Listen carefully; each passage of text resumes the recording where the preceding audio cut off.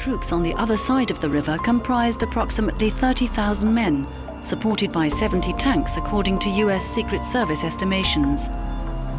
The attack had been postponed for 2 weeks. December 1944. Deep in the frozen Ardennes, a German armored column rolled into an abandoned American depot. What they found seemed like salvation. Tens of thousands of gallons of precious fuel stacked in endless rows. For a moment, the war felt within reach again. But as the colonel walked among the cans, he realized the truth was far darker. This wasn't a victory, it was a warning. Why would the enemy leave behind what Germany guarded with entire divisions? And how could one discovery convince him the Reich was already finished? Engines dead at dawn. December 16, 1944. The dark forest of the Ardennes was frozen stiff. The trees glazed in rime, the ground hard as concrete. At 5:30, Jochen Peiper's column, the most powerful armored spearhead the Waffen-SS had assembled for Hitler's last gamble, sat waiting for engines to roar. Instead, silence fell. The lead Tiger tank coughed once, sputtered twice, then died. Its Maybach engine, a 700-horsepower monster built for brutal speed, had nothing left to burn. The fuel gauge pointed to empty. Behind it, other Tigers and Panthers rolled to a stop one by one, until an entire regiment was immobilized by the simplest and most damning absence: fuel. Peiper's driver tried the reserve tank, but even that was dry.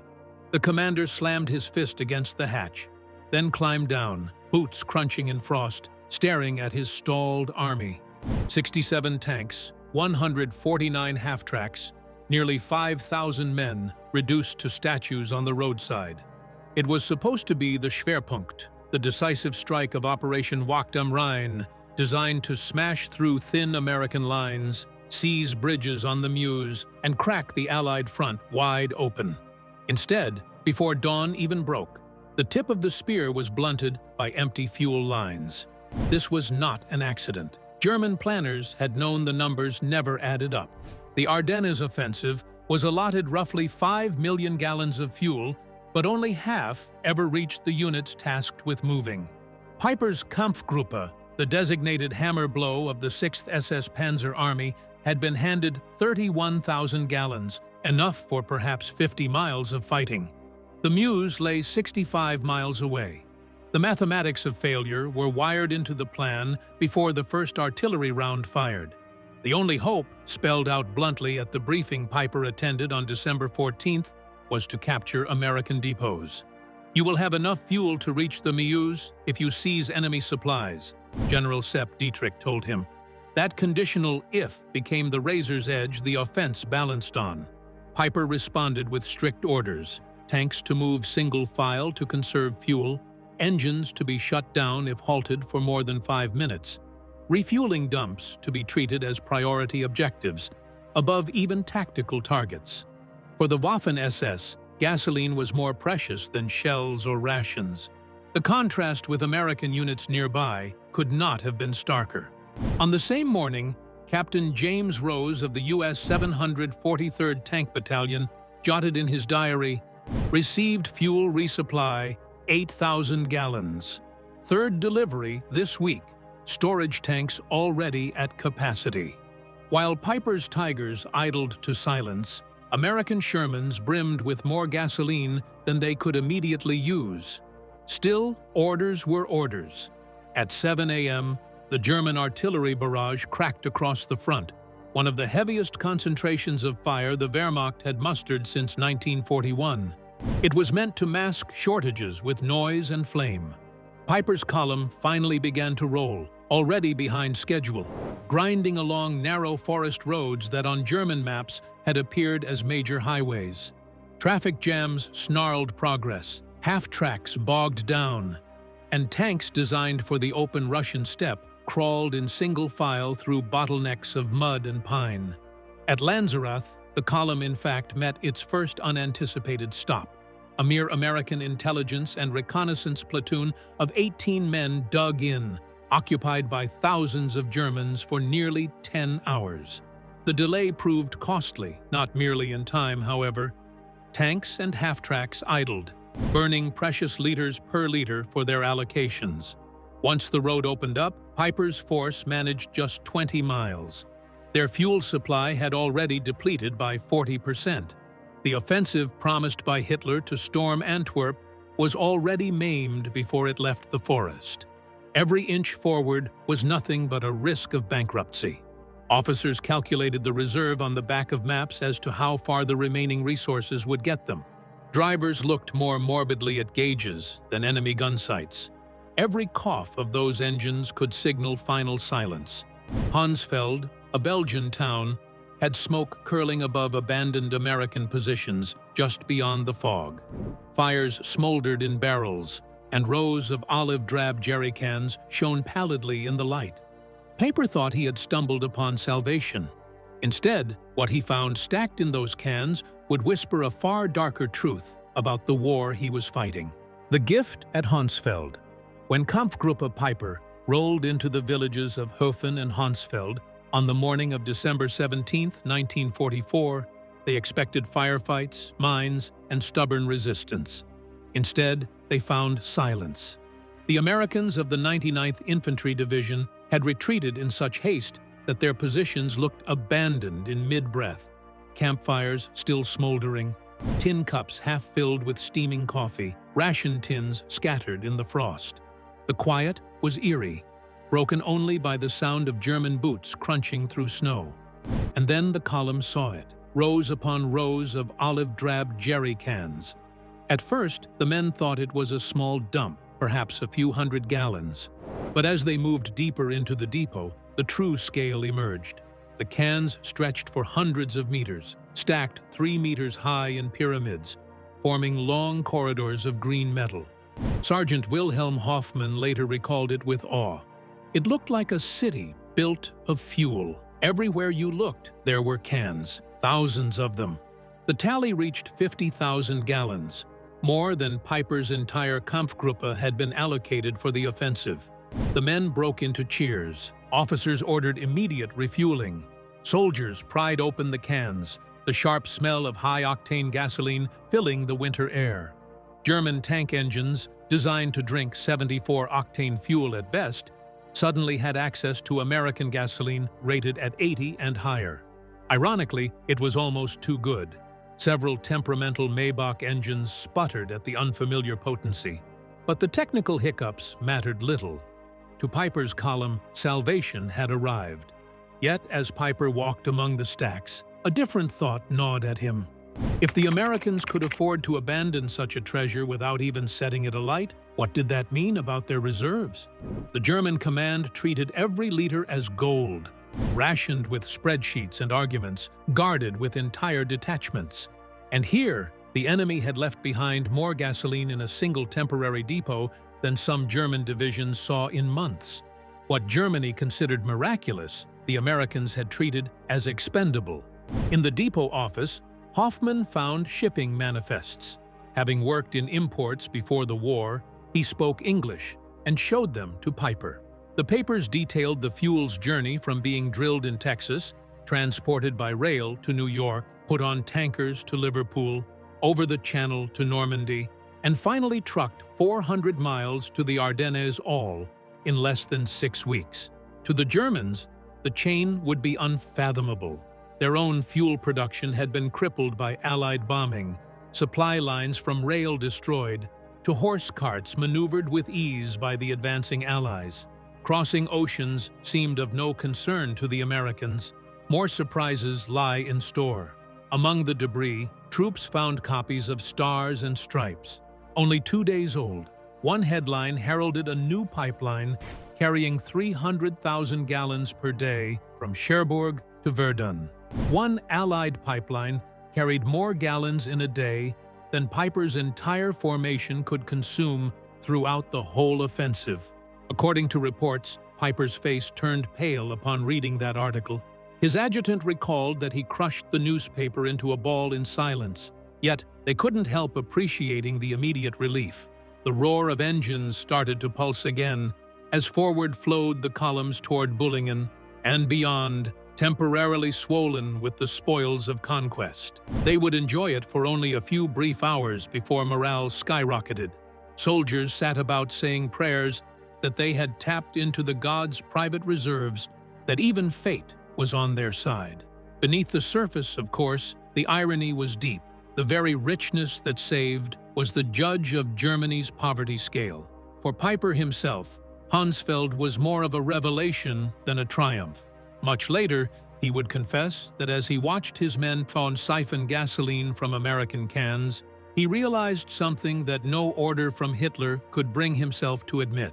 The war was lost. The enemy was not just superior in numbers.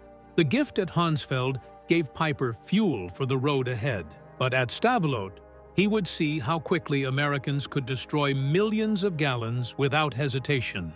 And the revelation would turn salvation into despair. America burns oceans. By the afternoon of December 17, 1944, Piper's column had refueled at Hansfeld and pushed deeper into Belgium. With gasoline in their tanks and the offensive still young, the Germans believed they might yet claw their way to the Meuse. But only hours later, that fragile hope went up in smoke, literally. At the town of Stavelot lay one of the largest American fuel depots in the Ardennes. More than 2 million gallons of gasoline stacked across 15 acres. Enough fuel to carry Piper's entire Kampfgruppe to Antwerp and beyond. To the Germans, the depot was the Holy Grail, the one prize that could turn the offensive from a desperate gamble into a genuine threat. But the Americans had no intention of letting that treasure fall into enemy hands. Captain John Brewster of the 291st Engineer Combat Battalion received blunt orders: deny fuel to the enemy at all costs. He and his men worked frantically, stringing trails of gasoline between the stacks, preparing white phosphorus grenades. At 4:30 p.m., with German tanks just minutes away, Brewster gave the order. The first grenade exploded in a blinding flash, and within moments, the entire depot erupted into a wall of fire. Eyewitnesses remembered a sheet of flame shooting 100 feet into the air. The columned stacks of jerry cans detonated like bombs, feeding a firestorm that lit the winter sky. Black smoke boiled upward, rising 1,000 feet, visible for miles. German tanks arrived just in time to see their salvation consumed. Sergeant Wilhelm Hoffmann described Piper standing on his turret, silent for 5 minutes as the inferno roared. Then he climbed down and muttered, "They can afford to burn 2 million gallons to deny them to us. What are we doing here?" It was not an isolated act. American engineers, as ordered, constructed a depot from which they systematically destroyed their own depots across the Ardennes. At Trois Ponts, it all went up in flames for 1.1 million gallons. At the Spa, it was 2.5 million gallons. More than 8 million gallons, indeed, had been deliberately torched in the first week of the offensive. Such figures, to Germany, represented wealth beyond imagination.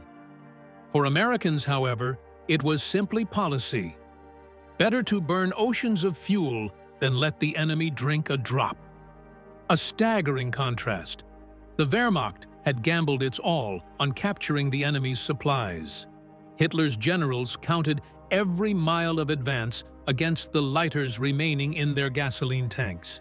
In one case, a single captured truckload would sway the decision to send tanks one way or the other. And the First Army of the United States had 3.5 million gallons stored in reserve, while pipelines were pumping hundreds of thousands more gallons every day, and fuel was brought faster than the front could consume it. These glowing depots, one after another, were stabbing daggers in the soul. Soldiers watched oceans of fire, realizing the entire German army operated under less fuel than the Americans were capable of torching. Many letters and diaries described the incredulity.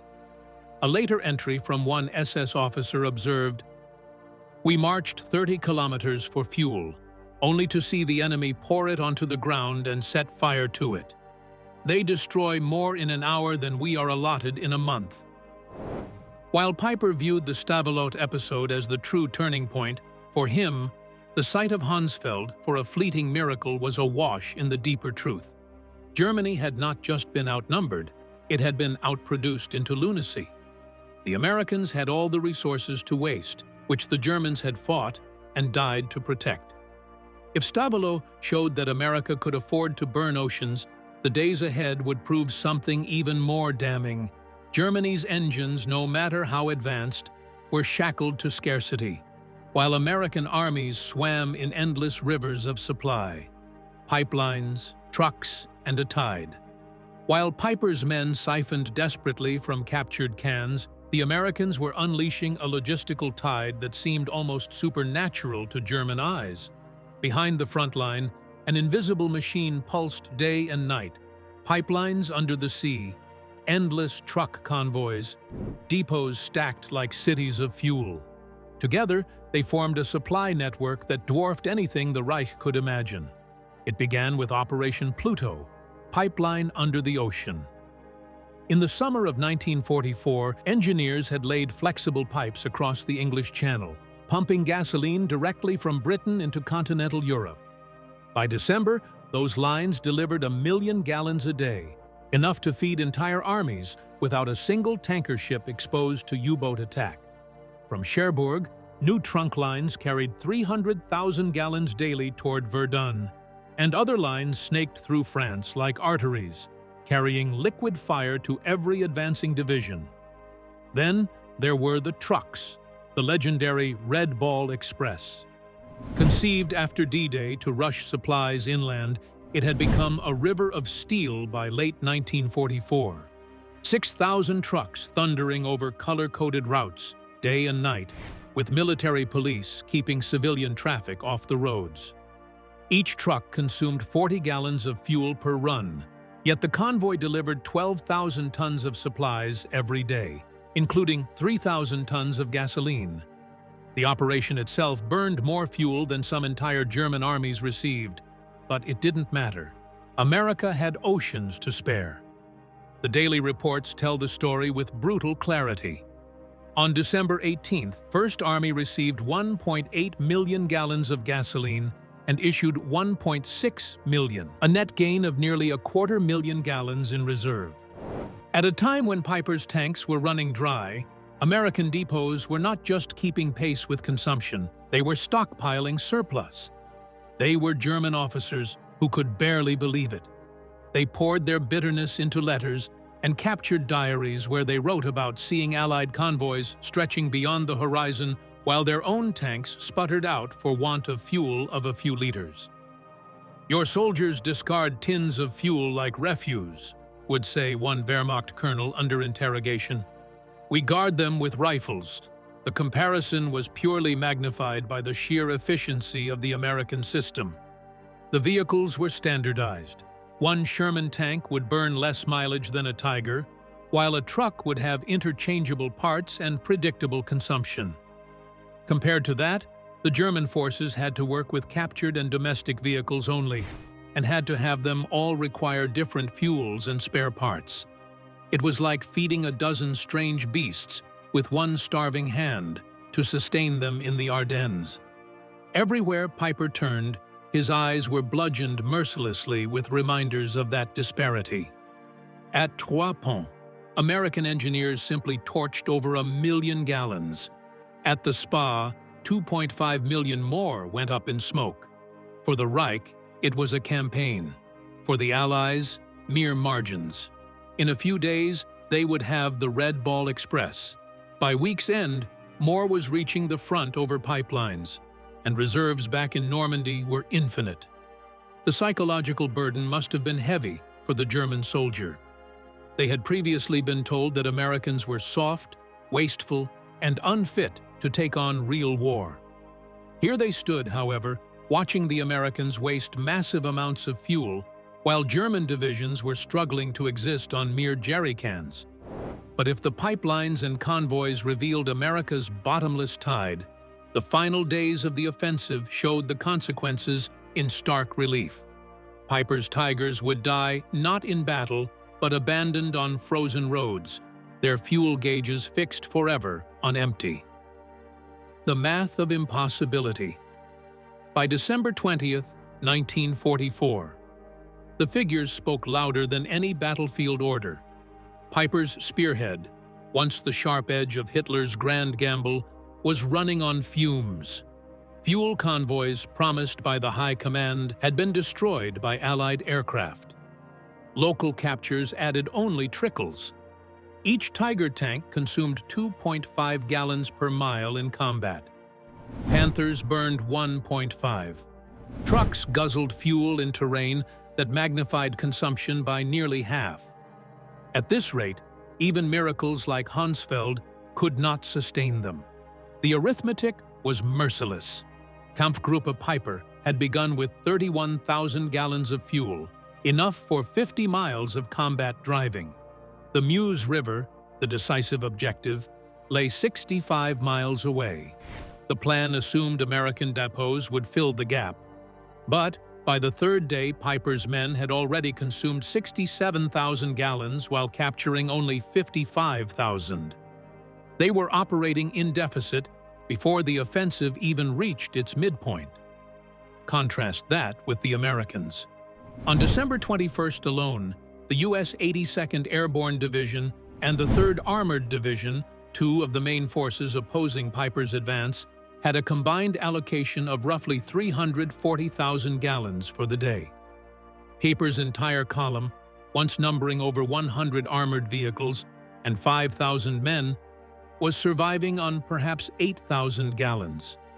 For the Germans, it meant choosing between advancing, retreating, or simply abandoning tanks on the roadside. For the Americans, fuel was so abundant, they joked about using more to boil coffee than the enemy had for combat. Letters and diaries capture the psychological crushing effects. One German officer wrote home, "Americans burn up millions to deny us thousands. They fly in more fuel in one day to Bastogne than our entire corps has. We cannot fight infinity." A prisoner told interrogators that seeing Allied soldiers leave engines running in the cold shattered their morale more than artillery barrages. Thus went their will, not firepower, but through waste. Not only tactical impossibility, but industrial as well. Germany boasted 5 million gallons for the Ardennes offensive during December 1944. During this same period, the United States consumed 267 million gallons in Europe, nearly 100 times as much. American refineries produced 1.8 billion barrels of oil in 1944, while Germany, enslaving both synthetic plants and captured Romanian fields, managed to produce only 33 million barrels, less than 2% of U.S. output. The Reich fought a war of tanks, trucks, and planes with the fuel resources of a middling state.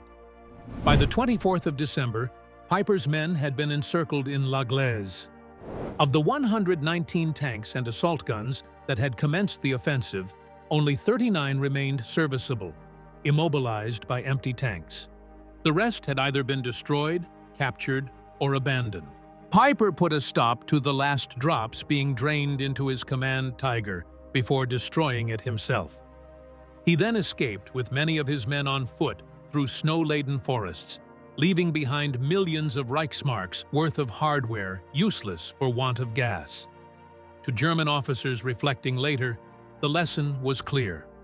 Courage, training, and tactical surprise cannot prevail against industrial arithmetic. "We fought for each jerry can," one wrote, while the Americans swam in oceans. 50,000 gallons of gasoline seized at Hansfeld, which then appeared to be a miracle, turned out to be a drop in the bucket of Allied consumption, merely 0.6% of what the U.S. Army used in a single day. The abandoned Tigers frozen at La Glaise became monuments to that math, giant machines of war, silent not from defeat in battle, but from the impossibility of scarcity against abundance. And with their silence, the Battle of the Bulge ended, not with a bang, but with the cold sputter of empty engines, grinding to a halt. By the final week of December 1944, the Ardennes offensive no longer resembled a thrust of steel. It had become a shuffling, limping movement of exhausted men and immobile machines. The once feared spearhead of Kampfgruppe Piper, Tiger tanks, Panthers, half-tracks, and self-propelled guns, was scattered across the snowy Belgian countryside, abandoned where their fuel gauges froze at zero. At La Glaise, villagers peered cautiously from windows at monstrous tigers left like carcasses, their crews gone, their engines silent. These tanks had been designed to dominate battlefields, with 88mm guns capable of smashing Shermans from a mile away. Yet now they sat powerless, destroyed not by American fire, but by the simplest of deficits: empty tanks. Local farmers would later marvel that such weapons of terror had been left behind, as if they were wagons without horses. For Piper, the choice was no longer attack or retreat, but survival. His officers gathered in the frozen dark, huddled around dwindling reserves of fuel. Maintenance logs from December 20th recorded a pitiful figure: perhaps 8,000 gallons remaining, enough for 20 kilometers at most. The Meuse lay 30 kilometers away. Reality was undeniable. Each attempt to advance would consume the last lifeblood of the column without hope of replenishment. American abundance only sharpened the contrast. While Piper calculated whether to spend gallons on maneuvering or on evacuating wounded, U.S. commanders planned redeployments involving hundreds of thousands of gallons. General Patton's famous pivot of the Third Army North required 350,000 gallons for redeployment alone. To the Germans, such figures were inconceivable. To the Americans, they were routine. This peculiar imbalance was manifested in strange ways on the battlefield. At crossroads, German traffic occasionally passed hulks of their vehicles, abandoned but neat, while American convoys with glaring headlights and warm engines seemed endless. The prisoners could hardly believe their eyes. Your men throw away gasoline to keep engines warm. We guard single leaders with rifles. Morale, already diminished by the cold and tiredness, broke down seeing the wastage for which they would have exchanged their lives. By the 23rd of December, the skies cleared. Allied aircraft filled the heavens in sorties numbering 2,000. P-47 Thunderbolts burned 300 gallons an hour, B-26 bombers drank 200 gallons an hour.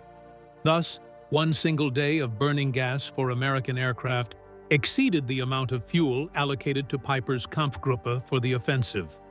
German soldiers, on their bellies in the woods, watched the contrails streak across the blue sky and realized they were trapped in a war that no number of gallant deeds could ever win.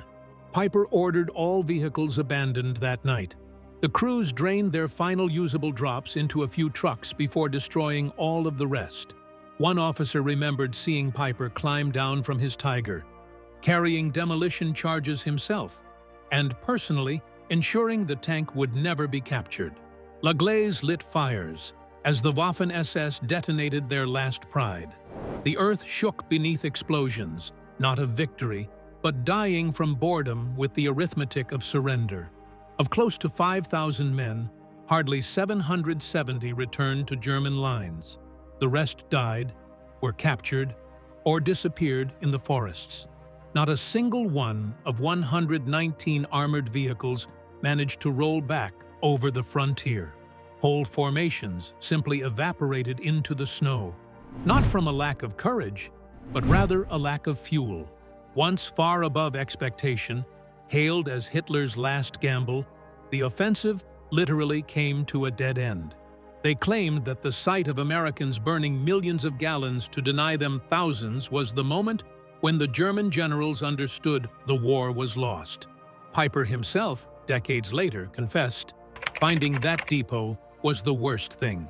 We realized Americans had oceans while we fought for drops." The silent tanks of La Glaise remain to this day, rusting monuments to the truth that ended the Battle of the Bulge.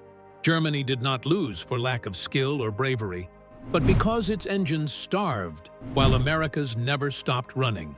When abundance ends the war, By the winter of 1944, the truth could no longer be disguised by speeches or propaganda. Germany's armies still fought fiercely, but their strength had been hollowed out by numbers that could not be wished away. Each Tiger tank required fuel that Germany could not refine. Each Luftwaffe fighter demanded high-octane gasoline that the Reich could no longer produce. Every division on the march drained reserves that no rail system or synthetic plant could replenish. At Hansfeld, the sight of 50,000 gallons had seemed like a miracle. By Stavello, watching 2 million gallons go up in flames, the miracle turned into a nightmare.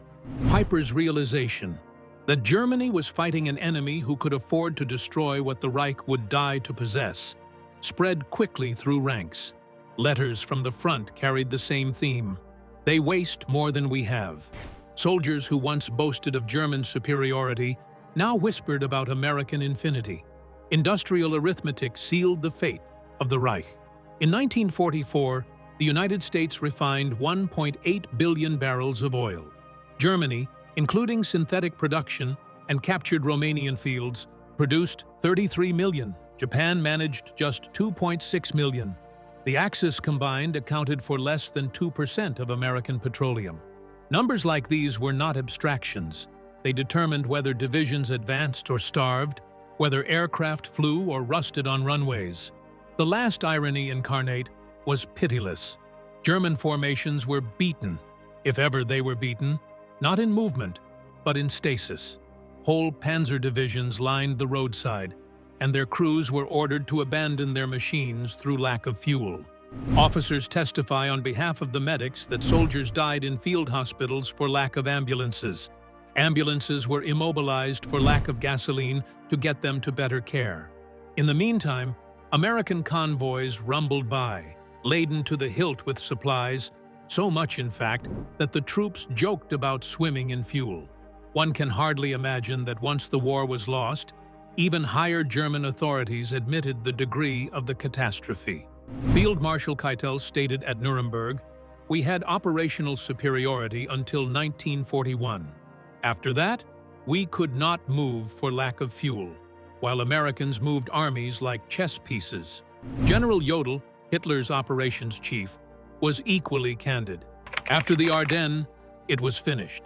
We had played our last card and discovered the enemy held all the aces. Imprisoned and tried for war crimes, Piper later reflected bitterly, "Finding that depot was the worst thing.